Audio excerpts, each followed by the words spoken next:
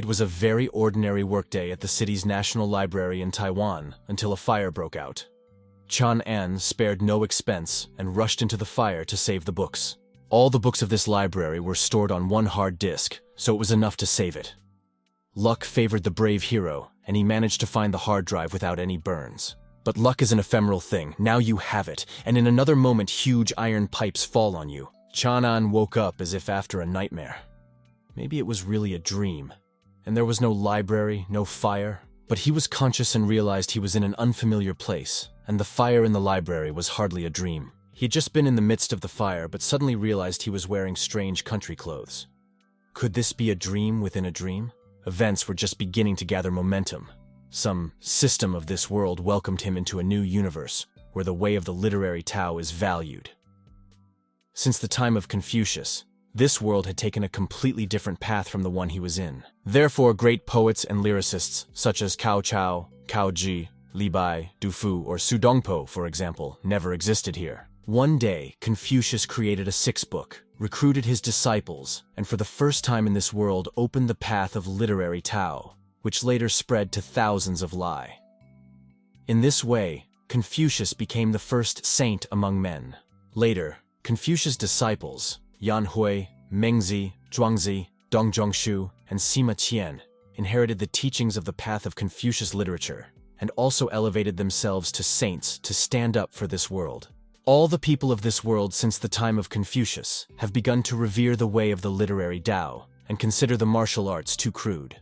In this world, they are called reciters, or masters of the way of literature.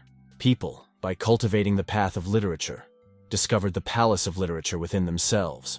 The ninth stage of the master of the path of literary Tao is fluent reading. It greatly strengthened the body and gave ease of movement. The eighth stage of a literary Tao master is the unification of writing and body. The words of such masters become a very powerful incantation. The seventh stage of a master of the path of literary Tao is writing like a blade. A master of this level becomes a warrior capable of striking with a single word. In this world, people who were not lacking in talent in the field of literature, like the wielders of Ma Liang's magic brush, could destroy a 10,000-strong army with a single word, and a single stroke of their pen could restore prosperity to the entire world. From that moment on, the system was subordinate to its master, Chang'an. At any time, he could request information from it from the archives of the National Library. Also, Chang'an could touch the system to have the memories of the previous owner of this body returned to him. It turns out that the hard drive he found in the fire became his system. In this world, cultivators of the path of literature were most valued, and our hero even had an archive that contains the works of brilliant writers and antiquity. Didn't it mean that he had everything he needed to climb to the top of this world? In order to better understand how the life of the previous owner was going, and how the world works in general, he decided to remember the life of the previous owner. This will help him to communicate more easily with his relatives. Here is his sister Liu Jian. She is the fiancée of Li's older brother Chang'an Yu. But on the second day after the wedding, her husband went to fight on the border, and for 5 years there was no word from him, so she became Chang'an's older sister. For some time he was unconscious. His body became so bad that he lay unconscious for 3 whole days. For these days, surely the brother was hungry, and the girl spared no food for him, cooking it herself and serving it even hotter. But instead of any soup, he saw plain water. There was a reason for that. Their wine didn't sell at all, and all the remaining money went to medicinal herbs and porridge for Chang'an. Before taking up the food, he suddenly realized that maybe his sister hadn't even eaten anything. Looking away, she replied that she had eaten. But so it was clear to the unhappy look in her eyes, she was lying. Noticing her confusion, Chang'an made it clear to her that there should be no secrets between family members. And no longer trying to embarrass his sister, he asked to eat with him. It was clear that she was really hungry. All the best and tastiest things she gave to Chang'an Yu, not sparing herself in any way. Chang'an remembered that he also had a younger sister named Liu Linglun. She was 17 years old, a year younger from Li Chang'an, but she was not in the house. The little sister returned to her mother's house, but it was obvious that something was wrong. Namely, the fear with which Liu Jiyin said it. Chang'an had a lung disease but not a head disease, so he demanded the truth. This truth was bitter, but the sister said it. Linglun had sold herself to the House of 100 Fragrances in order to raise money for medicinal herbs for Chang'an. House of 100 Fragrances. That's the name of a local brothel. Chang'an was furious when he heard about it. He didn't want such sacrifices from his sisters for his health, and it was no wonder. It wasn't the right thing to do. But the sisters were understandable. They loved their brother too much to do such a thing. Chang'an only woke up, but realizing that his little sister was in trouble, wanted to go to her as soon as possible to get her out of this mud. He felt obligated and could not allow his sister to be a slave to such a dirty deed. But the people of the 100 Flavors house put conditions on Lu Jian. They told her that she must bring them 300 taels of silver by the end of the month, or else Linglun would start serving customers. Only, in the state of affairs of their family, it just seemed impossible. No one would buy their groceries. They couldn't even buy food, let alone afford to buy a girl out of slavery. The girl was completely flustered. She treasured her sister as much as she did Chang'an. But there was nothing she could do against her sister's desire to help her brother, even if it was in this way. At any cost, Chang'an promised that he would get his sister out and she wouldn't get hurt. It was a matter of his honor and his sister's well-being. The Li family was in the wine business. Once their business was doing well, however. At one point, his father and older brother went off to war, and after Chang'an was struck by illness. From then on, things went downhill. No matter how delicious the wine was, you had to know how to sell it, which for a while was not done at all. But perhaps the wine that Chang'an was about to taste was the problem after all. He tasted that there were a lot of impurities in this wine, and the flavor was weak. To put it simply, it was not the best quality wine. At this rate, it would be impossible to accumulate the right amount of silver before the end of the month. But that's if you don't use the system. Just asking her to show you how to make ergotu, a strong, double-distilled alcoholic beverage made from sorghum grain, will make things so much easier. But his older sister's voice distracted him from reading the recipe. It was clear something was wrong. The old and fat man was openly harassing Chang'an's sister, whom he had apparently long had a liking for, to put it mildly.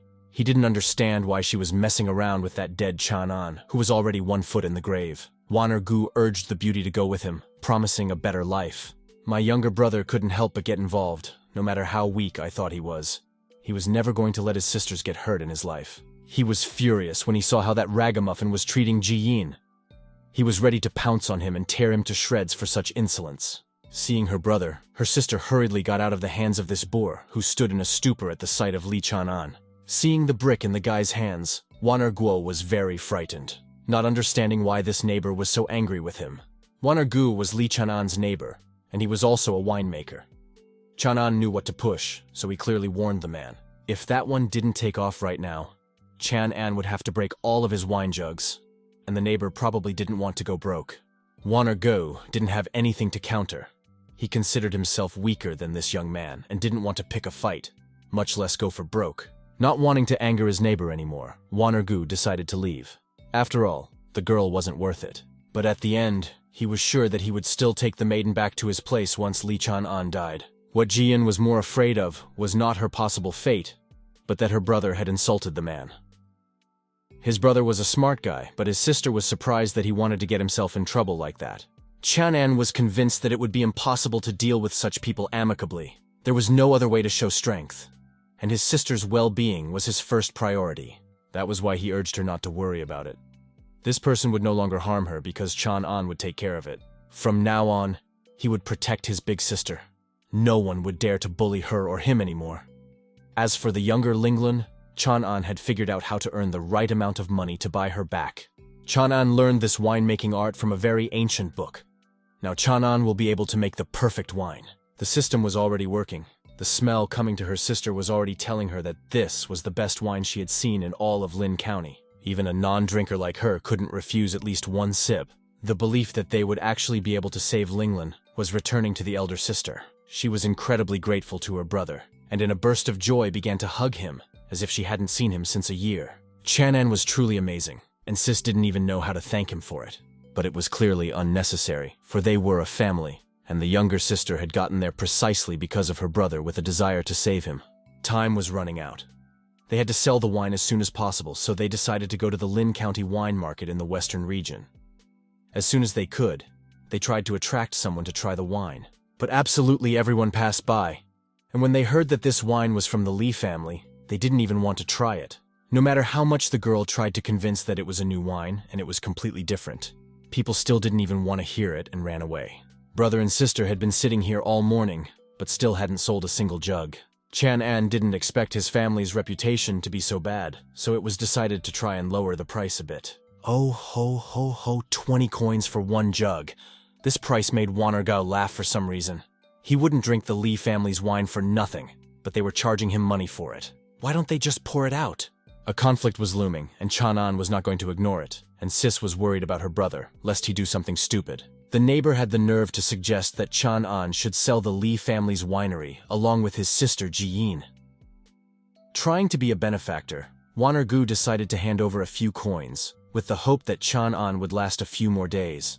And when it happens that he dies, Wanergu made a promise to take care of his sister properly. As soon as his filthy hands began to reach for his elder sister, Chan-an's eyes flashed in anger. Unwilling to control himself any longer, he smashed the jug against the scum's head with all his might. The one was afraid of him, but could do nothing but swear at him with all sorts of words and taunt him, and also threaten Mr. Qingtian, who was in charge of this wine market. After all, Chan-an had attacked Wanergu here, but the jug just slipped from his hands and fell on Wanergu's stupid head. Chan-an had nothing to do with it, and the neighbor had no proof. Even considering that there were many people here, who would Mr. Qingtian believe? The broken wine jug began to emit its odors. People felt this spicy aroma of wine that made them appetite. People immediately realized where the source of this smell was. It seems the Lee family's wine has become really more aromatic, and as a consequence, tastier. With the remaining drops on his skin, Wanergu decided to lick to see if his competitor's wine recipe had indeed changed. It was really the first time people encountered this kind of alluring aroma of wine. Definitely now they wanted to taste this wine. Chan-an didn't expect that it was the smell of wine that would attract people's attention, but this was even better. He couldn't refuse the sample, of course, so he asked his sister to bring another jug of wine. People were eager to come up and try the new variety of ergotu wine brewed by the Lee family. Customers recognized that it was indeed the most delicious wine they had ever tasted. The first sip was like discovering a new world. I could feel the wine caressing my lips, opening on my tongue, spreading throughout my mouth. The wine's flavor was stunning in its harmony: sweetness of fruit, light acidity, delicate hints of spices. People didn't even think twice and decided to buy even a few jugs at once. For the sake of such a wine, they were not sorry for the money. After this event, people came up to taste the wine more and more often, but were extremely surprised when they found out that it was a wine whose creators were the Lee family. Whatever the past, the family now guaranteed the best quality of this wine, and the taste, the smell were proof of that. The customer was willing to buy 5 kilograms of the Lee family's wine. But if tomorrow's batch was not of the same quality, he would never buy their wine again, and he would also tell everyone he knew. Business was clearly booming, but that didn't please the competition, because now Wanergu was losing customers. Is he really going to leave things as they are and let the Lee family steal his customers? No way. He'll make sure they can't sell a drop of their wine tomorrow. Yesterday's customer still decided to come for his order, which by the way was already ready. It was very fast. The order was already in the buyer's hands, but someone was in a hurry to prevent it. Things were bad, and Chan-an felt it, but there was no way he could prevent it. This same customer had ordered 50 kilograms of wine from Wanergu, and the latter did not miss the opportunity to deliver them quickly. On top of that, Waner had prepared a couple extra wines as well, one that didn't even have to be paid for, which of course shocked the buyer. His inn doesn't have more than 6 kilograms of wine, so Chan-an's wine would definitely be unnecessary. Then the logical thing to do is to just return that wine to the creator, in case it turns out to be bad. And that would really hurt the buyer's business. Besides, everyone knew about the quality of Wanergu's wine. Extra pounds, and slander for nothing. What a load of crap that Vanier is. Confucius once said, "I don't know what a man is good for who cannot be trusted." The words were beginning to have power. Power that these two feared and would begin to respect. After all, if they so easily renege on their word, they will never be able to be known as a decent person in society. One human word can be worth thousands of gold pieces, but they didn't realize it. A beastly fear enveloped them. Never before had they felt such a powerful force directly on their bodies. The chains on which the spikes were spiked dug into their skin, as if reminding them of honor and earlier agreements they had forgotten, as if they were unnecessary things. The buyer and Waner had to apologize and buy everything Chan-anya had. In this world, it turns out literature really does have incredible power, something that Chan-an had just personally verified. Waner still couldn't come to his senses and realize what it was. But the owner really enjoyed the performance, especially the words spoken by Chan-an.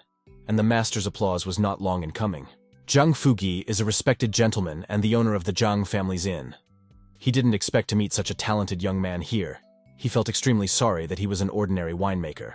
Chan An was happy to introduce himself to the gentleman and announced that he was planning to participate in the county exam. This boy had ambition. The master was fair, and since his employee had already ordered wine from him, he felt obliged to pay for it. It didn't matter what quality it was, as long as he kept his word. But Warner still didn't give up hope. He thought that the Lord's employee had too good a heart, so he couldn't refuse this guy, even though everyone knows that the Lee family's wine is disgusting. Warner was kind enough to take the responsibility and prepare the required amount of wine for the inn. He wasn't asked to do that, but he was persistent. In any case, to know whether a wine is disgusting or not, you only have to taste it. To judge them, Chanan asked Mr. Zhang to judge them. He must taste the wine of both of them, and if Chanan's wine turns out to be better, Warner will never again entrust the Lee family's honor. From Warner's side, it looked like Chanan was digging his own hole. He would never believe that a youngster could make good wine in just one night. Warner also made his own condition. If his wine won, he and the Lee family would never be able to sell wine in Lian County again. That was the agreement. Everyone was happy with the rules. Mr. Zhang in turn gave his word that he would give a fair verdict. The first wine he tasted was Weiner's. Wine, which he assessed as wine with no foreign impurities, but it left a slight stickiness in the mouth, and the quality was above average. The succession of Chan An's wine came. The master took the first sip, where he felt the spicy, fruity flavor spread through his mouth. Such a clean and mellow flavor. This wine was refreshing, and the gentleman didn't feel normally drunk, but rather enthusiastic and invigorated.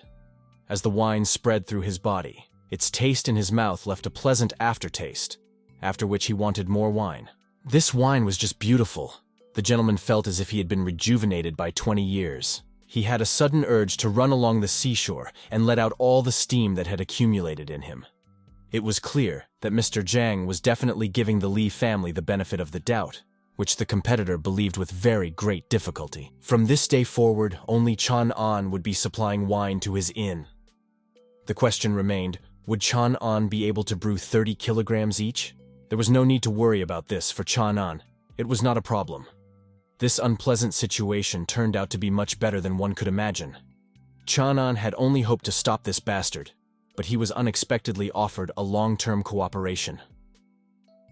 The first step had been taken. Who's the loser now? Warner Guo wanted to mess with Chan Anyu's head, but ended up making things worse for himself. To continue to make the best wine, one must be sure to shop at the orchard, which was in the suburbs. The vendors had all the fruit, but for some reason, Chan An couldn't detect the hawthorn berries. Hawthorn berries were very sour and mouth-watering. Even for a few coins, no one would buy it. There were a few bushes growing in the garden, and they were the only ones in all of Lian County. The vendor could pick a few kilograms for Chan An, and for free, because these berries were not for sale anyway. The following picture emerged that no one in this world had ever tasted hawthorn and sugar caramel. Although the Lee family's wine started to sell well, but the brewing process was time-consuming. Chan An could make a nice profit on sweets in between winemaking.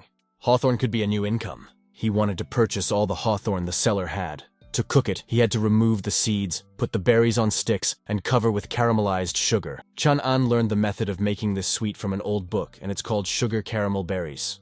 If they start selling well, there's a chance of earning at least 100 taels of silver in 5 days. How good are these berries that you can make so much money? The outside was crispy, and the caramel itself seemed to melt in your mouth. Sis enjoyed the flavor, as if she were tasting real sweetness for the first time. It was clearly as good as wine. The sourness of the berries offset the excessive sweetness of the caramel, resulting in a superb flavor that was already spreading across Ji-Yin's body. This flavor would definitely not leave people indifferent to these berries. Chan An in turn was happy that his sister liked these berries. Not long ago they had to share the crumbs between them, but now then, the brother went on the mend and the affairs of the family went on brother and sister. Found no room for joy. Chan An already wanted to start selling these sweets today. The sooner they started, the sooner they would accumulate the required amount of money. The decision was made, and as soon as they made more sweets, they started selling them. In addition, if someone didn't like them, they wouldn't have to pay for them. When one of the men saw the new sweets, he was ready to buy them all. But people started to get angry, because they wanted to try the new sweets too. There seemed to be enough berries for everyone, but once word got out about them, they were sold out immediately. The sales were successful, and Jian immediately paid off the other girls who helped her sell. She hoped that the girls would work with her again, but they had other plans, which they did not even hide. The girls decided to sell the berries themselves because they had already understood the technology of their preparation. Counting on them was useless, although it seemed very sneaky. But in order to prevent her sister from fainting, Chang'an held her back in time and let those insolent girls go. Jiyin didn't expect them to do that and blamed herself for everything. But her brother knew that someone would have stolen the recipe anyway because it wasn't that complicated. Therefore, it was not surprising that it happened today. In any case, such words had a calming effect on Jiyin. But let's remember, what is the most important thing about cooking hawthorn berries in sugar caramel?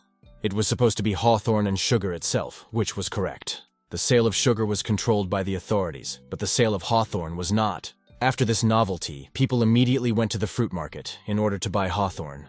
The regular hawthorn fruit seller didn't have hawthorn because he sold all the hawthorn bushes to one guy. There was a huge demand for these berries. So Chang'an was not modest and set the highest price, 15 coins for 500 grams. In comparison, it was only 2 coins before. People were outraged. But for the sake of her well-being, Chang'an did the right thing. The sweets sold well, of course, but it was too time-consuming.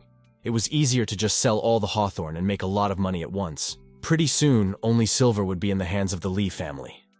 With a flexible mind and ingenuity, Chang'an had no trouble making money. The evening didn't end there. A crowd of people gathered outside the Star Palace where the East Gate is. This was where the County Poetry Festival would be held. There were rumors that this year it would be judged by the Academy director himself. If he accepted someone, a brilliant future would await them. It was also rumored that one could only get in by invitation. But there was another way. One could become a disciple by passing the test of Elder Gu Weidao, who was the county's head of enlightenment. It wasn't easy, and 10 people had already failed.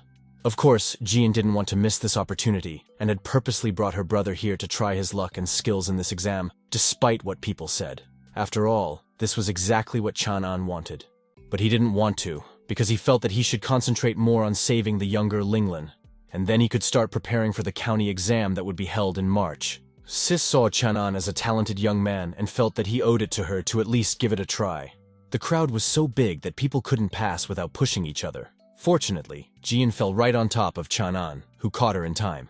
But this crowding did not seem random, but special, something that Chang'an was not going to be silent about. A certain upstart didn't like it when beggars who had learned a couple of hieroglyphics started to think they could accomplish something.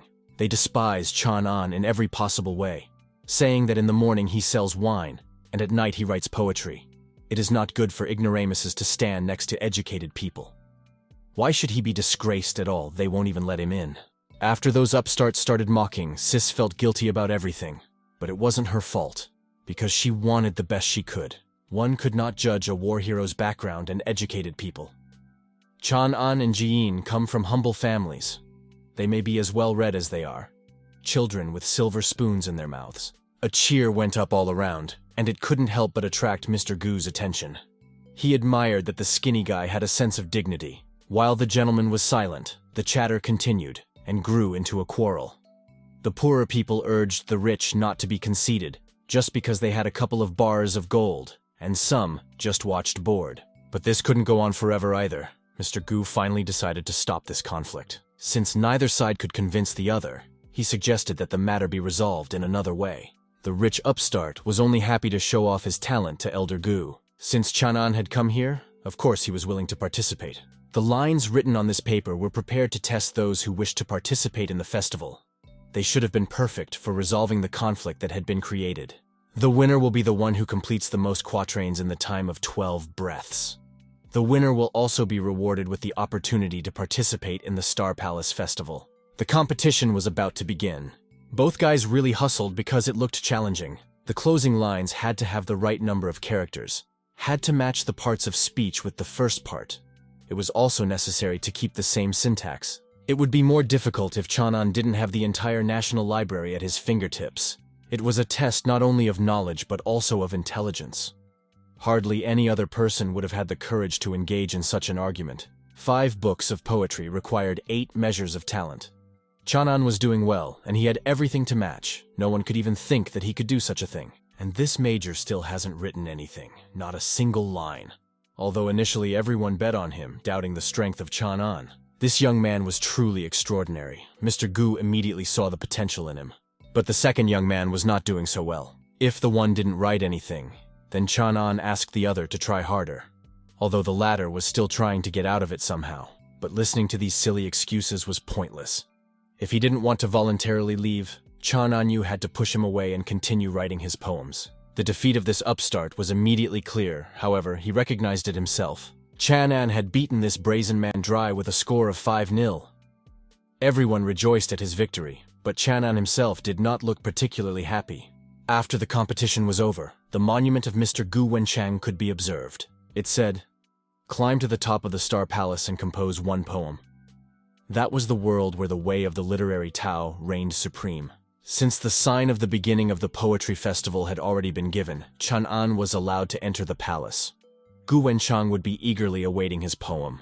Of course, he didn't want to go himself and asked his sister to keep him company. This guy's talent in composing couplets surpassed the already experienced writers. No doubt he had something else to surprise them. Some of the writers had studied and practiced diligently for 10 years. But they would not have been able to complete 5 couplets in the time of 18 breaths. The writer's conversation was overheard by Annanji, the daughter of the An family, who had changed into men's clothes. She was extremely happy that someone interesting had appeared. She was having a hard time listening to these idiots all evening. When Chanan and Jian finally reached the palace, the sister suddenly let go of her brother's hand that she had been holding all along the way. She wanted to savor the view for a while. Sis never thought she would be able to get into the Palace of the Stars. And after all, this was just the beginning. In the future, Chanan would be able to take her wherever she wanted to go, which she certainly believed. It was quiet enough here, and Chanan shouldn't have any trouble thinking of a new poem. In any case, composing a poem did not depend on silence. The budding poet already had a few ideas. He foresaw that he couldn't promise first place, but he would definitely take the prize. The theme of ascension would be perfectly suited to a poem by Wang Jihuang. The white sun is hiding behind the mountain. The yellow river is rushing into the sea. The white sun is hiding behind the mountain. The yellow river waters are striving for the sea. But suddenly his body began to tremble. This moment he felt as if something was trying to escape from his body. Jian stood there watching all of this, but she didn't even know how to help her brother. There was no response to the usual addition of couplets, however, now. The world of the way of the literary Tao responded to his poem, Climbing the Stork Tower. The conditions of the piece of the path of literary Tao had been fulfilled. The Wenchang monument changed once again. This indicated that something incredible was coming. Considering such a reaction from the monument, the person who caused this must have had an extraordinary talent. In the Star Palace, there was someone who could remove the shackles from Annanji's body. All the disciples wanted to find this person. Everyone decided to follow the light of the monument, which indicated to them that the culprit of this event should be inside the Star Palace. Right now, Chanan had no position or money. In such a state, he simply wouldn't be able to protect himself and his family. He couldn't let anyone know about his talent right now. It would cause unnecessary envy and dump a bunch of dangers on Chanan's head. This verse, it shouldn't go on the Wenchang monument. The young man tried with all his might to tear this verse out of his mind. But in the end, it only made him feel worse, and he nearly fainted. Her sister started screaming and calling for help in a panic. But she shouldn't have done that. She'd better close the door altogether and make sure no one came in here. She was aware of the situation, and tried to pull herself together. First and foremost, the welfare of her family came first, even though she didn't understand what the problem was. She did as Chanan asked her. If the power of this poem lingers in Chanan for a couple more minutes, his body would simply burst into pieces, and he would no longer be able to get out of here in time. And that meant it had better spill out. Taking chalk and touching it to the first wall he could find, he began to write. It was difficult. He had to cough up blood. But he held on with all his might and didn't let his body fall unconscious. Soon, through steely willpower, the verse was written. It really helped, just as Chanan had anticipated. It was over. It was safe to return home. His brother had scared his little sister to death, but nevertheless, she was happy that he was okay now. To Chanan's surprise, the QE of the path of literature not only did not destroy his body, but also strengthened his spiritual meridians. Now his ailing body was finally starting to get better, something that the former owner of the body had also wanted for so long. When they returned home, the next day, Chang'an was looking for the owner of the orchard. He did not come empty-handed, but with a decent chest of silver containing 150 taels. The owner of the garden never imagined that someone could sell sour hawthorn berries and earn so much silver for it. Chang'an was modest and preferred to chalk this event up to luck, saying that there was nothing wrong with it. Of course, the young man still separated some of the silver to the owner of the garden, and in addition, he wanted to sell the next batch himself. This was unbelievable, because the business was very profitable, and he wanted to give this to the master of the garden.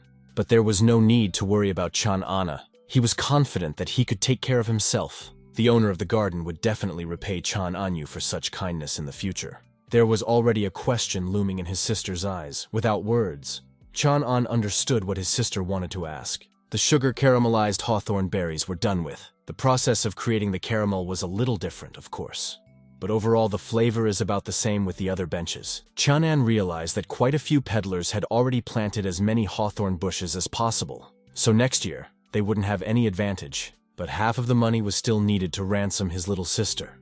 Did Chang'an have another idea? His sister knew him very well, and of course she trusted him completely. She believed that her little brother could do anything, so their next step was the spicy and incredibly flavorful malatan. This is a traditional Sichuan dish with Sichuan peppers that made my tongue go numb. It's based on chicken cooked in a wok. Time was short, so Chang'an immediately went to the bazaar to look for the necessary ingredients. The flavor of the malatan was not in the ingredients themselves, but in the various spices.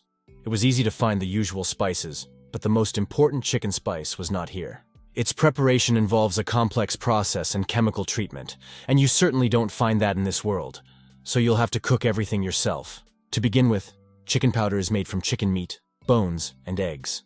Then this powder is steamed, goes through decompensation to release all the juice, then salt, sugar, sodium glutamate, and other flavor enhancers are added to the resulting substance. Malatan was ready, and outside the window someone was apologizing to Sister Jean and asking to work for her again. These girls showed their sneaky nature. There was no guarantee they wouldn't do it again. The candy business was not going well at all, and now they were asking their sister to take pity on them. Jian was adamant and didn't want to forgive them, so Chang'an intervened in their conflict with a request to discuss something. He introduced his new dish, malatan, which was prepared with a special seasoning. The dish itself can be prepared by anyone, but they will have to buy it from Chang'an. One box of condiments would cost 800 coins, and whatever the girls managed to earn from the vary where people would stay with them. After hearing the price of a box of condiments, they hesitated and were ready to leave Jian. But whether it would go well or not, they could understand after trying this dish. It seemed like it was just regular vegetables boiled in water. But if you remove the seasoning, the dish was no different from what everyone normally eats. Jian was the first to try the new dish. The flavor was divine. The dough soaked up the flavorful soup, becoming soft on the outside and crispy on the inside, and its flavor was simply unimaginable. Jiyan's tongue was starting to go numb from such a refreshing and sweet taste. It felt like it enveloped her entire body if she took even one more bite. The girls haven't tried it yet, but they were impressed by the reaction to one seemingly ordinary dish. Afterward, it was clear why the sister had reacted that way. After all, they had never tasted anything like this in their lives. Judging from the reaction of the girls, Chang'an realized that the malatan dish could start selling today. In the evening at the bazaar, which was crowded as usual, people did not skimp on money and tried a new dish, enjoying the incredible flavor. The passers-by took several portions at a time to fill themselves up. But what if these girls steal the malatan as well as the sugar caramelized berries? There was nothing special about this dish except for the seasoning. But if someone managed to replicate the flavor of the seasoning, then Chang'an would have to admit defeat. As predicted, the malatan of others was simply tasteless and impossible to eat. People put a lower price on it, but it was nothing like the Li family's malatan. People felt that it was better to wait in line for a while, but to eat delicious malatan. Some guests offered to sell this recipe to a restaurant, because such a dish was worthy of a restaurant, not the streets. Of course, no one was going to tell the secret of the flavor of this dish, so some of them would just steal the dish and try to find the very secret that was in the dish themselves. It would seem that everything is simple, you just need to use the cardamom, fennel, bay leaf, chili pepper, and broth. But did it taste like real malatan? It was indeed a bit similar, but still not the same. It was like heaven and earth in comparison. But the creators of this recipe, the Van Fuse Cafe, have lured many customers from other establishments. If only they could get their hands on this seasoning, they would not only rebuild their business, they would double their income. Wan Fuji opened early in the morning. The place was packed with those who didn't get to eat the famous dish yesterday. Malatan was on everyone's lips. Chang'an planned to make Hogo as his next dish. But first, he would have to rent a place. The competitors were not going to stop at yesterday's attempt to find out the recipe and continued trying to find the seasoning recipe. The owner of the Z family's store not far from here was willing to pay 50 taels of silver for the recipe for Malatana seasoning. You see, he only wanted the recipe, and Chang'an would be able to continue his business. It seemed only an idiot would fall for such a price. The recipe was not for sale by any means, but the shopkeeper was still trying to bargain. And when that didn't work out, he had his guys on him. He assumed that Chang'an would not want to sell his recipe and decided to punish him for it. No one expected this. The brutality had crossed all limits, but against such a crowd, it was difficult for Chang'an to do anything alone. The target was the recipe, so the shopkeeper was still trying to buy it. And maybe after that, Chang'an changed his mind. Sis panicked and plunged into the arms of her brother, who was ready to take care of everything. But fortunately, other people had already come to the rescue. Jiang Fugui did not spare his strength and beat these scumbags with all his might. He was a man of honor, so he couldn't bear to see something like this. For this, he despised the owner of Sei, and didn't understand why he used such dirty methods. It was a great influence on his reputation. But in his defense, he thought Jiang Fugi was an idiot. After all, one day Wan Fuzi would become even more famous, and Jiang Fugi would have to close his restaurant. Chang'an was extremely grateful to the master, as he had indeed saved them. The gentleman had also come for business. He did not ask for the recipe, but suggested that Malatan be sold in his restaurant. 80% of the proceeds from this dish would go to Chang'anya, and 20% to Jiang Fugi. Who would have guessed that an ordinary street hot dish would cause such a commotion? It didn't turn out the way Chang'an had originally envisioned. He would be in more and more trouble every day. Jiang Fugui was making him a rather generous offer. That way, he would freshen up his restaurant and give him a safe place to sell Malatan. Of course, Chang'an was happy to accept his offer, and promised to come to see him tomorrow to discuss the rest of the details. Si didn't give up hope, and on a dark night he turned to Wanergu, a neighbor of the Wan Fuzis. The master had some business to attend to. If he does it right, he'll get 50 taels of silver, and the sooner he does it, the better. He was honored to work for the much-respected Mr. Z, so he wasted no time and climbed in through the backyard of Li Chang'an's house. To think that Chang'an dared to encroach on Mr. Z's business. If Wanerguo gets his recipe and Wang Fuji's business is ruined, then Liu Jiyin will definitely belong to Waner. But Chang'an also foresaw such outcomes, so he set special hunting traps. Wanergao is trapped like a rat. Will he survive this? His shrieks woke up Chang'an. What kind of a fool decided to break into his house too? Chang'an really hoped that the thief had enjoyed such a hospitable welcome. Wanergao ran away quickly out of fear, but fortunately, Chang'an had managed to spot him. If Chang'an left things as they were, these bastards would definitely do something in the future. He should have thought of a way to end it sooner rather than later, because it could threaten the lives of his family as well. Today was fine and he managed to catch that rat, but it was hard to get rid of it. Chang'an wanted to deal with this matter as soon as possible, but it was too delicate, and in order not to make more enemies, one had to act accordingly. It was getting late, even though Scream had woken them up, but they decided to go to bed. It was now autumn, but Chang'an suddenly felt so hot, and his heart began to pound frantically. The appearance of the owner of Xiantian's body in the Star Palace should have already broken the ice seal of Madame's body. But she didn't go back home for some reason, and she would have been able to strengthen her body there. It was stupid because possessors of such a body were extremely rare, so Ananji felt obligated to make this person her subordinate. Maid Kueye had the nerve to offer to make this man her husband at all. The young mistress probably wouldn't mind making him her husband, especially if he was handsome. In that case, the head of the family would have to cancel the planned engagement. It seemed as if these words sounded like a sneer, so Ananji decided to teach this petty one a lesson. The compass of the sacred text was never able to locate this man. Perhaps it was because he hadn't had time to fully realize his body's capabilities yet. And Nangji would have to ask Gu Weidao for a list of all the participants of the past festival. The next morning, just as Chang'an had promised, he arrived at Jiang Fugi's house. He was happy to agree to his proposal, but he had one condition. Chang'an said that he works with 2 girls who also sell Malatan on the street. Couldn't Zhang Fugi let them pick up the condiments from his restaurant every morning? Zhang Fugui had thought that it was about money, but he didn't understand why it was necessary to make this whole situation so complicated. But Gu Weidao realized it. Malatan had gained popularity and continued to grow. Naturally, some envious people would have a mean thought.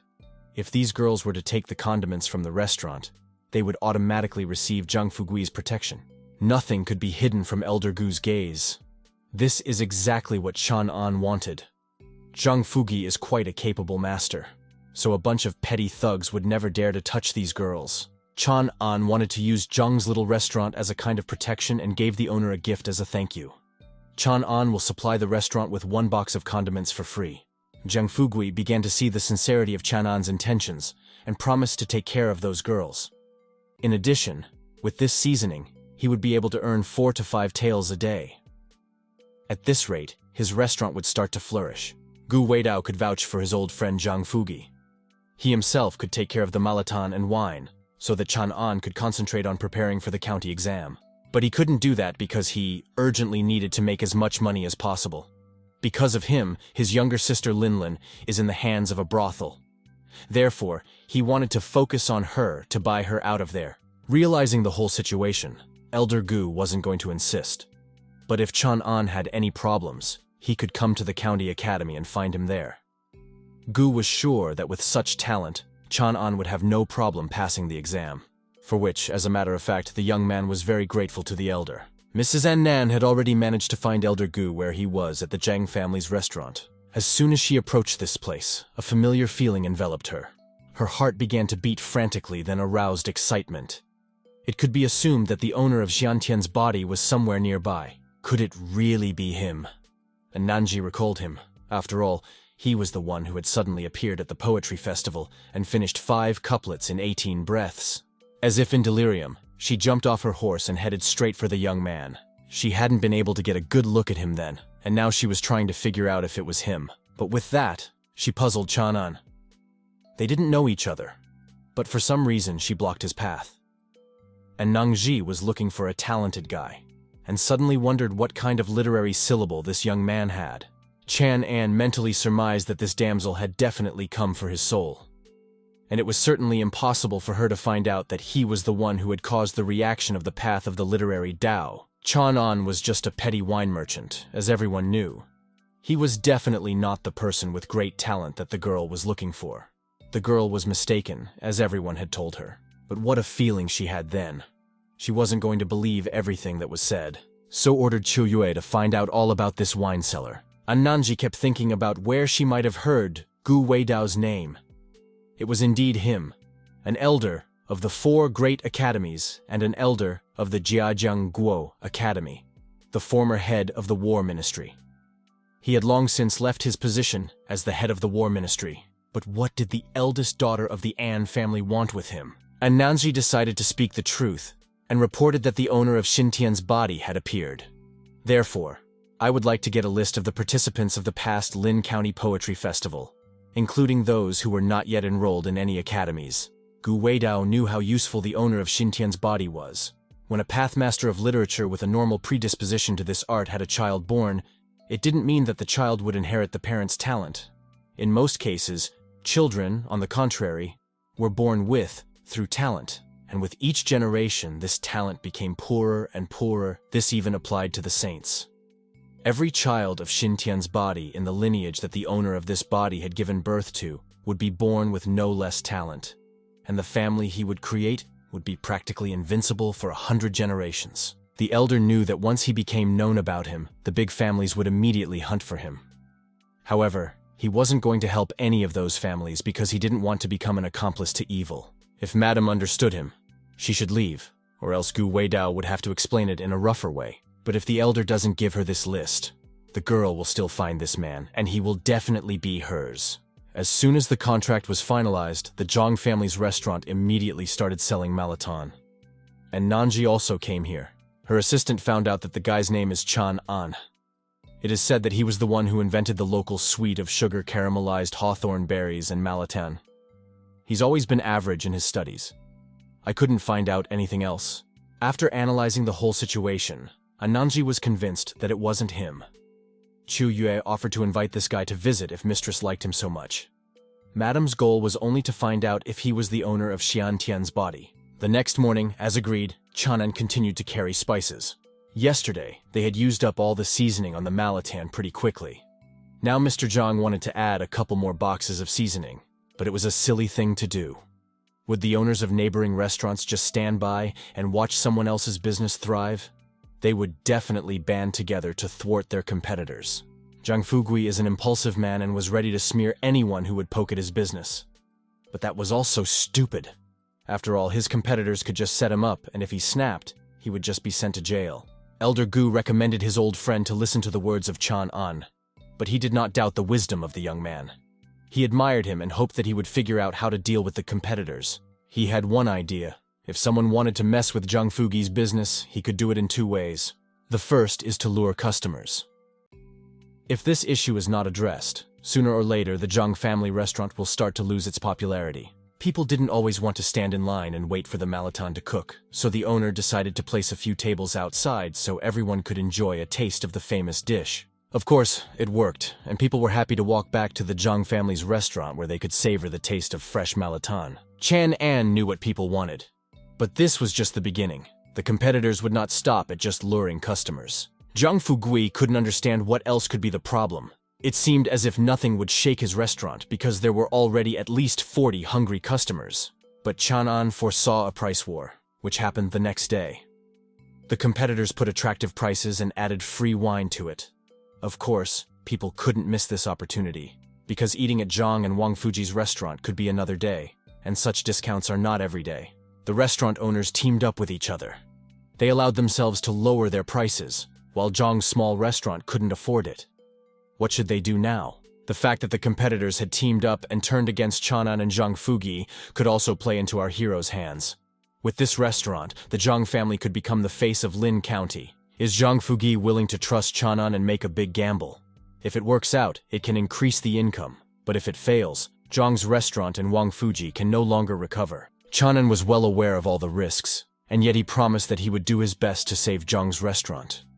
The big restaurants in Lin County were behind this oppression of the two establishments. Unless the shackles of these 9 major restaurants are broken, the 10th restaurant will never appear. The restaurants can suppress anyone who tries to enter the Dragon Gate. This time, thanks to Malatan, Zhang's restaurant was the challenger. But getting out of this situation is easy. The big restaurants were only able to sick the smaller establishments on the guys because of their shared resentment. If they were allowed to sell Malatan, they would no longer have any reason to hate Zhang and Chan An. In that case, the owners of the big restaurants will no longer be able to manipulate the small ones, and this vicious circle will finally end. Then any of these restaurants will be able to enter the Dragon's Gate. It should work 60% of the time, but even that was enough. Zhang Fugi was in and ready to play big. He was completely at Brother Li's disposal. Chan An in turn promised not to let him down. Briefly explained the plan. Zhang Fugi approved of it. It really sounded like a good idea. Today, Zhang's restaurant had been empty almost all day, and the expectation was that it would soon go bankrupt. He was going to take care of all the stock expenses, and the other owners would just have to wait. But all of a sudden, they decided not to get involved anymore. Mr. Zhang is a very good person in their opinion, after all. He even shared this wonderful seasoning with them. It would be unfair of them to do so. Besides, everyone was of the same opinion. Small restaurants should stick together. Xi hadn't expected such a twist. It was extremely unexpected to find out that Zhang had shared the Malatana seasoning. The question was, what would Zhang use to lure customers? Finally, it's time for the Hogo dish. Hogo is a traditional Chinese meal. It is a cooking method in which raw ingredients are boiled in a samovar placed in the middle of the table. From Chinese, Hogo translated as fire pot, which was a hybrid of a samovar and a pot. It had a burner underneath that kept the broth hot enough to cook food. The dish was moderately spicy and flavorful. The sensation was as if it was intoxicating to the head. Just one bite, so flavorful, refreshing, and moderately spicy. The spiciness of this dish instantly pierced the entire body of the tasters. This dish was even tastier than Malatan. Its sharpness and spiciness could not be compared to anything else. Could Mr. Zhang now believe that his little restaurant would soon become the face of Lin County? He was simply delighted with the dish, and had no doubt that a breakthrough was in store for him very soon. Excited, he had already suggested to Brother Li to start selling the dish today. but the latter asked him to take his time. After all, for Hogo to really become a hit, you need to build a proper marketing plan. 2 days later, his restaurant started renovating. From the outside, it looked as if the owner Zhang had decided to shut it down because he hadn't had any customers for the past couple of days. Hearing the idle gossip, Mr. Zhang hurriedly interrupted the gossipers. To their knowledge, he and Wang Fuji had teamed up and preparations were in full swing. So, while they were creating new dishes and brewing top-quality wine, they decided to remodel the restaurant to match the new status. But people only continued to ridicule him. After all, Mr. Z also had a good wine, or even better than Zhang's. In that case, Zhang Fugi decided to prove otherwise. Zhang would open the competition for the title of the best wine in Lin County. One could bring the best wine according to one's opinion and give it to the owner Zhang. 5 days later, when the Zhang family's restaurant reopened, there would be a public comparison of all these wines. The winner would receive 100 taels of silver. The participants were ready to brew the best wine of their lives for the sake of it. Some were already planning to go to a large restaurant and buy the most expensive wine. Brother Li's plan had really worked. Zhang Fugi was now confident that they would have plenty of customers on the opening day of the restaurant. We decided to call the restaurant Van Fuji. There were indeed many visitors. The interior was attractive and it would be a sin to pass such a restaurant. To thank people for supporting their opening, there were 50% discounts on all meals in honor of it. But many passed on, for they did not need it, for they had only come here for 100 taels of silver for the best wine. In a couple of days, it would be possible to bring back Sister Linlin. There were indeed a lot of people who had come, and it wouldn't be long before the money would accumulate to a corresponding amount. They didn't delay with the contest either. During these days, more than 20 different wines were brought to the restaurant. Mr. Zhang chose 30 random people to taste all the wines and vote for their favorites. At the end, the votes will be counted and the winner will be revealed. Everything will be fair. But out of nowhere, C came in to stir things up. He insisted that maybe the owner could have bribed people and referred to the whole contest as a scam. People also began to be untrusting and to give in to Mr. C's words, calling the owner a liar. Zhang Fugui relied on Brother Li's help to avoid falling into the mud. However, he didn't expect everything to go smoothly. All the previous times, Fugui had sold diluted wine, but now he would show the taste of 100% ergotu. Since people doubted the honesty of the jury, they could ask Elder Gu and the disciples of the academy to evaluate the wine. Masters of the way of literature would not lie. Now people wouldn't have to doubt the honesty of the judges.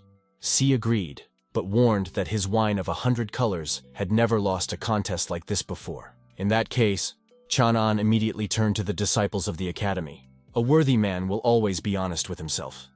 The path of the literary Tao will not accept a liar. Those illuminated by the light will speak the language of their heart, bestowing honesty. The first wine we sampled was ergotu. The academy students felt a refreshing, soft yet strong flavor. Their bodies were simply unable to resist this wave of pleasure. They were just thrilled with this crystal clear and incredibly flavorful wine. Without any doubt, they chose ergotau. Sei couldn't believe it. He didn't understand how his wine could lose to another. To realize this, he decided to at least lick it, no matter how much he tried to talk himself into thinking this wine wasn't that good. The honesty and talismans that had been established earlier were doing their job. He recognized that his 100 flowers wine was definitely worse than ergotu. He had the courage to admit his defeat, and he recognized this not only to himself, but also to other people, to which they were surprised. The desire to try at least a cup of ergotu increased with each time, but Sei thought that one defeat was nothing, it meant nothing. Was it the old man who wanted another second defeat? One wasn't enough to see. Chang'an ordered the dish to be served. Before it could even be placed on the table, the smell made people drool. Ergotu's wine went perfectly with the new Hogo dish. The more people ate it, the more enjoyment they would rather not get from the wine. Of course, visitors did not want to give up such a treat and attack the new dish at once. Absolutely everyone admitted that the Hogo was even tastier than the Malaton. Chang'an had won the reputation of these people, and now they would only go to Wanfuz. Sei stood aside and watched it all. Chang'an invited him to the table, but he only got angry and made it clear that he wouldn't put a bite in his mouth from someone else's restaurant. Looks like owner Zi's plan to harass the Zhang family and Wang Fuji's restaurants has completely failed. There was a huge number of people at the Wang Fuji restaurant, and so that they didn't just stand in line, they were even given benches to make the wait more comfortable. But nevertheless, people were not upset because the Hogo was worth it. Through the sale of wine, Malatan, and Hogo, The Li family managed to earn 300 taels of silver, and now they could rescue their little sister. Jian was thrilled, so she asked her brother not to leave them, which he didn't even think about. I mean, they're the only girls he's got. Chang'an had completely distanced himself from Zhang Fugi, but the latter decided to call him over to his place to rest and have a drink in honor of the holiday. Jian was fine with this, and decided to take Linglin from the 100 Flavors house for now. After closing the restaurant, Chang'an, Zhang Fugui, and Gu Weidao met at the same table. Zhang's restaurant had literally risen from the dead, all thanks to Chang'an, to which the master was extremely grateful. But the latter in turn was also grateful to Zhang Fugi, because if it wasn't for him, he wouldn't have been able to raise the right amount of money for his sister. Once he was done with this, he could fully concentrate on learning the path of literature. A thought seemed to dawn on Zhang Fugi. He suggested that he could study at Old Man Gu's place. Although he looked like an old man now, he was once a very big shot. Chang'an should just get down on one knee and offer him the wine. Then Gu will become his teacher and take care of him. It came out so suddenly that it seemed like something supernatural. Would Chang'an really have a teacher now? He had completely hesitated and was a bit confused. In order not to miss such a chance, Zhang Fugi helped him. As required, he sat down on one knee and presented the teacher with the wine. Since Chang'an was now Elder Gu's disciple, the latter gave him his first task, to write a poem. That's how that evening became fatal for the young man. Writing a poem for such a talented guy should not be difficult. The theme for the poem decided to take wine. But he seriously wondered, because he couldn't remember a single poem about wine. Seeing that the young man was completely worried, Zhang Fugui explained that the old man was just teasing him since Chang'an was drunk. But nevertheless, he decided to accept the first task. He had a huge collection of tens of thousands of poems in his head, but why couldn't he catch a single poem about wine? He must have just not drunk enough wine himself, which meant more. There was nothing to be embarrassed about. He decided to sip all the wine from the jug. This had an immediate effect. Chang'an could barely stand on his feet and staggered. Noticing that the student was too drunk, the old men decided to help him walk home. But above all, he came up with a poem about wine. It was as if an enlightenment had come to his head. Can't you see, friends? How the waters of the famous Huang He from Heavenly Heights are rushing violently into the sea, never to return again. The first paragraph of the verse had a frenzied effect. The elders were finding it harder and harder to breathe. But Chang'an continued. Can't you see, friends? Like a mirror in the royal chambers, mourn for the hair, which yesterday was blacker than silk, and now is snow? It was getting harder and harder to keep listening. The old men were no longer hiding the fact that it was as if they were connected. But the verse was not over yet. Having caught up in life, the happiness drink it to the bottom. Let the cup be full under the young moon. As soon as the verse was over, the talisman of Xin Tian's body possessor gathered together. Being even in such a position, the old men recognized this talisman, not only by its appearance, but rather by the energy it created around it. This energy was so strong that it was also noticed by Anunji. She immediately realized that it was the appearance of Xiantian's talisman. Maybe the owner of Xiantian's body won't hide from her this time? Once the talisman was reunited with its shards, he had penetrated into Chang'an's very heart, with that bringing great pain. The shackles of Xiantian's talisman had been removed. But what will happen to Chang'an? Gu Weidao guessed that he possessed a talent for the path of literary Dao. However, he did not even guess that he would end up possessing Xiantian's body. Such a talent was too terrifying in unskilled hands. It might even accidentally ruin someone. Most likely, the released talisman had completely broken the Yen family girl's ice shackles, and she had definitely sensed it. If she found out about it, then the other major families were also aware of it. It was impossible for them to find Chang'an, or else death would await him. To prevent this from happening, the teacher had to seal the sigh of the paths of literature. And Old Man Zhang needs to get Chang'an and his family out of Lin County right now. Although Gu Weidao was less than one day Chang'an's teacher, but he was very worried about him and hoped that the disciple would be able to escape as far as possible. Another monument was appearing in Chang'an's subconscious mind. Could it be that if the literary Tao accepted a human-created poem, it becomes a special monument? But through this space, he could hear the voice of his older and younger sisters. The girls tried to call out to him. He was completely unconscious. Linglin hoped that he had truly recovered, but it seemed otherwise. In order for his sisters not to worry about him, Chang'an tried to wake up as soon as possible. Little Linglin completely cried. She was so worried about her brother. After making sure that he was fine, they all rushed to hug Chang'an as if they hadn't seen him for a year. As promised, Zhang Fugi, and Elder Guan took all the trouble to move the Li family. The sisters and Chan An didn't know where they were going at all. They only knew who had organized it all. In addition, Elder Gu had left a letter for Chan An and said that he would understand when he read it. The letter was only for Li Chan An. Gu Weidao explained what happened yesterday and also made it clear that his Xian Tian body is a pipe dream of the noble families, which is dangerous for him. Teacher sealed his key so that those kites would not discover him, but when Chan An with Tanya is stronger, he himself will be able to get rid of those shackles. He was now heading to Dongyue City, where the Bailu Academy was located. Gu's disciple, Deputy Shu, will help Chan An. Gu had already sent a letter of recommendation. Chan An just needed to show the talisman that the teacher had left him. As instructed by the teacher, Chan An immediately headed to the Bailu Academy, but a watchman was blocking their way. Therefore, Chan An had to explain that he had come to see Vice Principal Shu. When Chan An showed the talisman, the watchman remembered that Shu had warned them of Chan An's arrival. Only to enter the place, the guy would be able to go in alone. It was decided that the sisters would sit in a nearby restaurant, and their brother would find them as soon as he was done. The guards used the talisman to open the gate of displacement. Various inscriptions and a portal formed around Chan An. In the same instant, he landed on the other together. He looked around and noticed the many towers that were hidden under the illusion of mountains.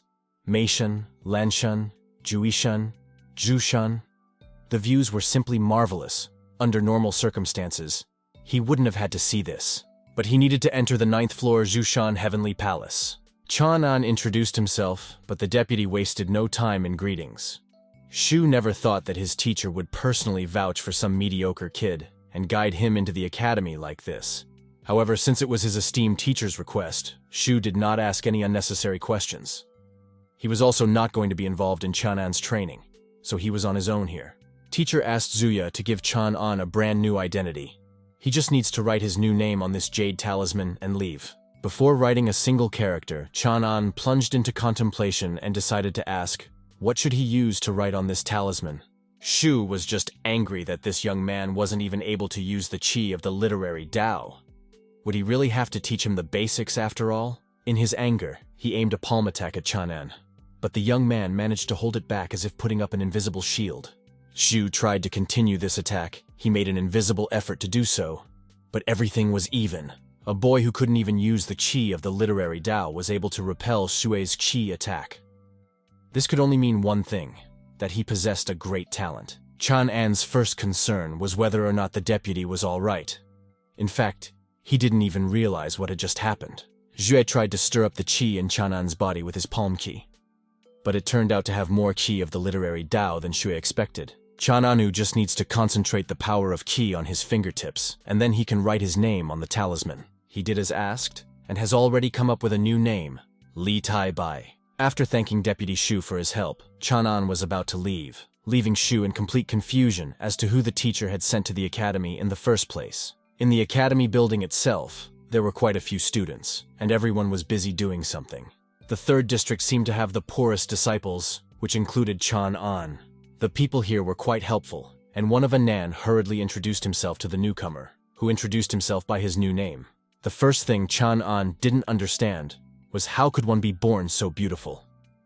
Anan was more attractive than some girls. This excited him greatly, which didn't go unnoticed by Anan's eyes. They hadn't even had time to chat before the announcement of the Holy Literary Tao was about to begin. It was a January announcement specifically for the 9th floor Zhushan Tower. The announcement of the Holy Literary Tao had a very strong physical pressure. Was this really the first step to enter the path of literary Tao? Any disciple is allowed to simply write his own poem, and he will have a chance to enter the list of saints of the literary Tao. As the saying goes, the ocean of knowledge had no shores. The main thing is learning. But writing a poem wasn't that easy. It would take a genius to write a proper poem. In fact, it seemed almost impossible. It is said that once one makes it to this list, one is instantly elevated. A fierce battle was brewing to get on the list of the Holy Literary Tao. If Chan An were to enter the list and accumulate enough chi of the literary Tao, he would raise his stage and become stronger. But all his dreams were shattered by Anan. He might not even dream of such a thing. The academy only shared its resources with brilliant students, and it didn't apply to the poor. Except it's all nonsense. If the poem is really good, the academy doesn't look at whether you're brilliant or not. it will share resources and help promote it. But Annan was actually right about something. It was unlikely that the academy would look for worthwhile works in the 3rd district. If Chang'an wanted to participate, he should add the academy's name to his application. Then, he would at least get minimal help. You shouldn't have been upset, because this wasn't the only way to raise your stage. There were other ways. There are 6 of them, and you can rank them in difficulty from easy to difficult. For example, to be constantly trained, to take the position of an official and receive government support, to inherit the QE of an ancestor, to become a clergyman in the Temple of Saints and absorb the Kai of Saints, to get into the top 3 list of the Holy Literary Dao. In the past 100 years, only a few dozen masters have managed to conquer the top of the list of Holy Literary Dao. That was why this cultivation method was called the most difficult. But this rule did not apply to Chang'an. He was holding the works of all the greatest money of his world, born in the last 5,000 years. The way with the saints list for Chang'an, this is the shortest way, so it did not upset him in any way. He thanked them for their guidance and promised that next time he would treat the elders to something, but even the last slacker knew that you should at least pretend to study. Why did Chang'an just leave like that? Maybe he decided that there was no chance and gave up on everything? That's what the elders thought. An entire month passed. Chang'an kept showing up later than everyone else to study, while the other disciples were going crazy with studying. He was also the earliest to leave, which irritated the other students who were trying to study. The elders had never met such a frivolous student before. They felt as if he didn't care at all about being on the list of the Holy Literary Dao.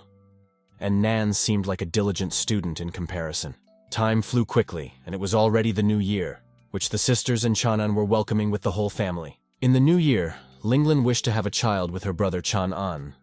But with her wish, she only put him in a stupor and made her sister angry. However, Linglin reminded her that her sister could also marry Chang'an. But there was no reason to be angry about it, because Linglin was still a little girl and didn't always understand what she was saying. Chang'an only hoped that they would spend the coming year together as one big family. At night, everyone slept very well, but not Chang'an. It was like a test of patience for him to sleep in such conditions. He couldn't sleep anyway. The list of the Holy Literary Dao was to be opened before midnight tonight. He thought it was time to add his poems to the list. The first thing he had to do was to infuse his qi into the talisman, and then open the list of the Holy Literary Dao. The list only opened a couple minutes ago, and there were already tons of verses. It's been a really fierce battle. The poem Serving Wine was too effective. Chang'an was hesitant to put it on public display. But Climbing the Stork Tower was fine, only the title needed to be changed. For Climbing the Tower. The verse went like this. The white sun is hiding behind the mountain. The yellow river is rushing into the sea. To see the vastness of the world, one has to climb a tier higher. Once everything was written, after making sure that Chang'an was fine with everything, he immediately sent the verse. How can a masterpiece of classical poetry of the Tang dynasty, which has been handed down from generation to generation for 1,000 years, not be included in the list of the Holy Literary Dao? The next day, on the first day of the new year, Chang'an carefully watched the numbering of the winners. It wasn't on that list. He was just puzzled how a poem by a brilliant poet of the Tang dynasty didn't even make it into the top 100. Having told his elders about it, the guys urged him not to get upset, because only the most real genius or lucky can get to the first line. But Chang'an's indignation still didn't pass. He wanted to understand how one got on this list. Turns out, thanks to Glory, many writers spent a colossal amount of money for the sake of going to poetry festivals in different counties, because then they had a chance to get on the Wenchang Monument and gain some fame. Then the people who liked their poems would vote for them when they tried to get on the list of the Holy Literary Dao. If they managed to get there, they gained even more fame. They literally prayed to the Wenchang Monument. Such was their desire to be included in the list of the Holy Literary Dao. The list of the Holy Literary Dao was a list of masters selected by the people, not the Literary Dao itself. Various academies and county masters participated in the voting, so the list usually included the most famous and popular works. But unfortunately, because of this, most of the poems just get lost in this sea of submissions before anyone even notices them. In fact, it seemed that an unknown poet had almost no chance of making the top list. But that's not quite true. There were many examples of unknown but very talented poets who, without anyone's help, managed to soar to the skies. You can't fool a saints list. Suddenly something began to happen to Chang'an, more specifically his jade talisman began to glow. In the mascot rose his own poem. At first glance this poem might seem simple, but it instantly moved Nan to the core. He couldn't hold back any longer. He liked this poem so much. These lines were so neat, but at the same time you could feel the real majesty of the sun and the mountain in them. The verse so easily conveyed the energy and yet calmness of the flow of the water. The lines just complemented each other perfectly. This could only be written by a true master of the syllable. The ascent of Brother Taibai's tower will undoubtedly excite the whole world soon. The elders felt obligated to show it to the world, though Chang'an seemed to think that they were exaggerating. In any case, it could be considered that the first step had been taken. Now everything depended only on Chang'an. The struggle for places on the saints' list had officially begun. People specifically approached a specialist, Master Tsongkhapa, to help them or their children gain some fame. In return, he promised to do his best. Suddenly, everyone's attention was drawn to Wenchang's cracked monument. The master immediately demanded to bring a new one. This indicated that a strong change had begun to take place. Be that as it may, people asked the master for the Academy's poem to solidify at least in the top 50 list. It had already been 5 days, and the climbing the tower could only rise to the 99th rank. Was this really the ceiling that could be reached without support and fame? In fact, this verse was already on everyone's ears. People considered climbing the tower the truest masterpiece of poetry. One man was going to give his entire literary chi to this poem. It was as if he had lost his mind, because if he did, he'll stake his future as a master of the literary Tao. If this poem did not make the list, he would lose all his accumulated literary chi and damage his literary palace. This man had never made such impulsive decisions. The bet could cost him his life. Guan was sure that this masterpiece was worth betting everything on. Plus, he was confident that others would make the same decision once they read it themselves. Chan, an unknown poet and now a disciple of Guan Hanren, bet his entire literary chi on him, on his poem. This poem, as soon as people read it, made their hearts flutter. They no longer condemned Guan as before. They were wholeheartedly willing to support Brother Guang. After all, this poem was worth it. The list began to change dramatically. In just one night, people united to bring this art to the top, and for a week it had been ranked 99th. Climbing the Tower by author Li Tabai has climbed to 5th place. On the 9th floor of Zushan Tower, some genius showed up. The disciples of the Academy didn't quite understand how he was able to climb so high, and without the support of the Academy. A month ago, this guy couldn't even use literary ki. How did he now manage to rank 5th on the list of the Holy Literary Tao? Ichu admitted that he had made a mistake in his judgment. Chang'an was no ordinary boy. Master had sent a real one to the Academy. The masters of the western Sichuan County began to vote for climbing the tower. It's the same in northern Liangtan County, and in Baichicheng County too. The masters were perplexed. When did this Li Tabai show up at Beilu Academy? They wanted to find out more about him and keep him from moving up the list. Li Tabai had just stepped on the path of the master of literary Tao, and had already become one of the most famous poets of this world. Perhaps he could become a new pillar of literature, before Su Yuan King himself. Some masters were simply greedy for such talents and wanted to poach such a person. But the senior master was more judicious and offered to observe. Meanwhile, Chang'an decided to go inside the 1st floor of the central tower, where the training area was located. All eyes were fixed on him. His ascent up the saints' list had created a lot of envy and anger in others, which was now clearly visible. His peaceful and quiet days seemed to be coming to an end. One of the top 3 students of the 1st district decided to ask what kind of books Li Tabao usually reads. You see, he too would like to be on the list of the Holy Literary Tao. Chang'an replied quite sincerely. He had recently read Confucius' sayings, Familiarity with Reefs, and a collection of poems. But the sincere reply seemed like a mere taunt to the disciple. Did Li Tabao think he could get rid of him by naming a couple of beginner books? The guy wasn't going to let him go until he answered his question. But such treatment of his person was not very satisfying to Chang'an. It was enough for him to tell him to take his hands off his shoulders as the envious man flew a few meters away. Chang'an, in turn, did not notice his body now so much key path literature, and it was all thanks to the recognition of climbing the tower. The system had already mentioned it, so now he was able to affect the world with just his word. This was the first time Chang'an had used the power of this world, and there were many things he didn't understand, so he tried not to make any new enemies. In order to convince everyone present, and including this envious man, that Chang'an was not deceiving anyone. He decided to present the book he was currently reading. Fortunately, a voice from above ordered him to the 7th floor. It was time to go to recreate a friendlier relationship. He just left this book as a gift. The disciples were convinced that he had actually read Confucius's saying, which seemed incredible. But why was he reading books with which people were just beginning their journey of literary Tao? Was there really a secret meaning in them? On the 7th floor, Deputy Master Shu and Master Qin Shuman himself were waiting for Chang'an. Chang'an felt as if he had been called to scold him for something, but the academy suggested that Chang'an transfer to the main tower. There, he could be provided with glory, key pills, and all the necessary resources. Plus, it was promised that the founder would personally give him his literary Tao key.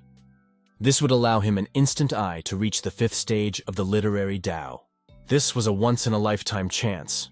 Reaching the 5th level wasn't even like training, and was more like the artificial creation of a powerful master. The system had once mentioned that 5th stage masters were not afraid of fire or water. They could fly up to the heavens and single-handedly deal with an army of 10,000 warriors. The favor was very generous, but what would Chang'an have to pay for it? It was quite simple. He would have to pay with his diligence.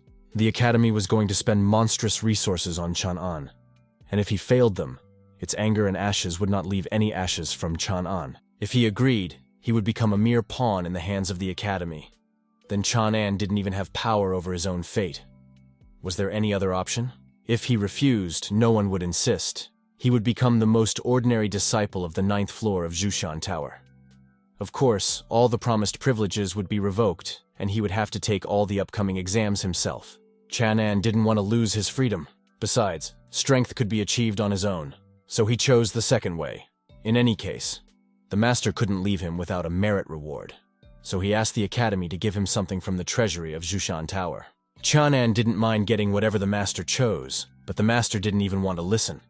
He decided to send him to the tower's treasury to choose the treasure he wanted wisely. He could only choose one treasure, and he had exactly 1 hour to think about it. The door to the treasury looked very shabby. Even the door of Chang'an's room looked better. This made him feel uncomfortable. Chang'an hoped that he wasn't being tricked. This door was the entrance to the secret realm. Each of these balls of light contained all sorts of treasures. Chang'an had the ability to choose any of them. It was necessary to release her qi and allow her to feel the inner qi of all of these treasures. Only in this way would Chang'an be able to choose the most suitable treasure for herself. Each of these spheres drained an incredibly strong aura. What would Chang'an choose? Focusing, he finally found what he needed, and most importantly, he had no doubts about his choice. Once the treasure was chosen, it flew right up to him. Fire attribute technique. Without a doubt, it was the realm that reacted the strongest to Chang'an's qi. One could be sure that if Chang'an's stock of internal qi became a little larger, the effectiveness of this technique would increase many times over. Chang'an had already chosen his treasure, which meant it was time for him to leave. The exit was a little sketchy, as the door literally threw him off like something foreign. This was a telling example of the Bailu Academy encouraging everyone who deserved it. Chang'an was extremely grateful for the Tower Master's gift, but it would certainly have been better if he had taken it out a little more gently. Chang'an was told to join and continue to study diligently, and he could leave the rest to the academy. The academy will do everything possible to ensure that Chang'an's poem, Climbing the Tower, retains a place on the list of the Holy Literary Tao. Finally, Chang'an returned home, where his sister was waiting for him. And not only the sister, but also Uncle Zhang, whom they hadn't seen in a long time. Zhang Fugi and Gu Weidao had already missed Chang'an. Plus, the recipe for the new dish that Chang'an had sent over had caused quite a sensation. In fact, Zhang was here to hand over 60% of everything they earned from it. But he couldn't take this money because the entire restaurant's operation was now on his uncle. Zhang thought otherwise because Chang'an was the founder of Wang Fuji and had done everything to make this restaurant famous. Zhang thought he was just an ordinary laborer at all. If he didn't have to help his brothers who were kicked out of the army, he wouldn't even take 10%. Zhang Fugi helped the former soldiers, but he considered them as his brothers. Once upon a time, they all fought on the side of the Qin dynasty. In those days, they were on the verge of death almost every day. And now the few who still managed to keep their lives had to scavenge on the streets to feed themselves. Zhang just couldn't bear to watch his comrades in arms gradually die because the country had forgotten about them, so he helped them with silver from time to time. Chang'an knew how unfair the world could be. Recently, he had only thought about improving on the path of literary Tao, but his uncle reminded him that he also wanted to help people.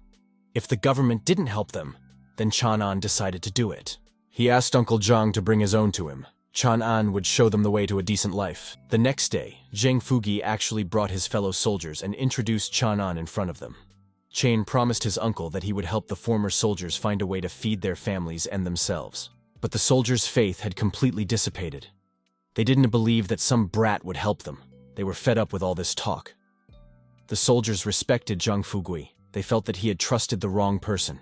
To appease the soldiers, Zhang Fugi covered their mouths. If he hadn't once given 5 taels of silver to young Changqi, his mother would have died long ago. The same was true of Song Anming, who gave him 10 taels to buy medicine for his sick child. Zhang Fugui was only able to share this money with them because Brother Li had taught him how to earn it. Now he decided to interrupt his training to help them, a worthless piece of trash. Chang'an hurriedly reassured his uncle. After all, it was normal for people to distrust a stranger. But nevertheless, Uncle Zhang ordered everyone to call Chang'an as Mr. and no other way. Everyone wanted to live a decent life. These words had an encouraging effect on the soldiers. There was no more doubt left in them. They decided to entrust their lives to Mr. Li. In turn, he was grateful for the trust and decided to tell me what his idea was. His idea was to teach people how to catch fish, not feed them fish. In his hands were the recipes for all the dishes, wine, and sweets that Chan had created. They had found considerable success in Lin County, so he was sure they would gain a foothold in this county as well. Chang'an suggested starting small and not worrying about anything, as he would keep an eye on them and help with advice. Anyone could go to him if they had any problems. Chang'an looked like a true benefactor in their eyes. But they could not simply accept these recipes, for they had value, and no one had access to these recipes except Chang'an. Zhang's brothers were ready to repay Chang'an with their faith and service. From now on, he was their master. Just like that, Chang'an had quite randomly acquired his own small army of people who believed in him. It was time for the awards. Lee Tobias Climbing the Tower verse won first place. People's faith, hopes, and admiration had taken the form of Qi Literary Dao, and it was now passing into Chang'an's hands. He was extremely grateful that they had chosen him and promised to live up to their expectations. But that wasn't all. Taking them, Chang'an had elevated to the 9th stage of the path of literary Dao. He was enveloped by an incredible power that he had never even hoped to feel before. Absorbing so much qi not only strengthened the body, but also contributed to Wencheng's new monuments in his inner palace of literary Dao. The thoughts in his head struck Chang'an like thunder in the middle of a clear sky. It meant he could grow stronger through his poems. Together with Uncle Zhang, he arrived at the theater scaffolding, where they were graciously greeted by waiters. The soldiers were doing well. 2 of them had already finished a little training and gone to work. But the others would need a little more time. But their conversation was interrupted. Senior Shay, one of the petty leaders of the Lungke gang, started pestering Yan Qingxi, who was performing a pipsqueak. The bandit had promised to take care of her, since she wasn't going to make much money playing this pipa anyway. But it seemed she had no choice. For Chang'an, now was not the best time for conflicts with all sorts of gangs, but he couldn't allow violence, even though he was confidential. The saucer he threw at the bandit in one fell swoop flew straight into his hand.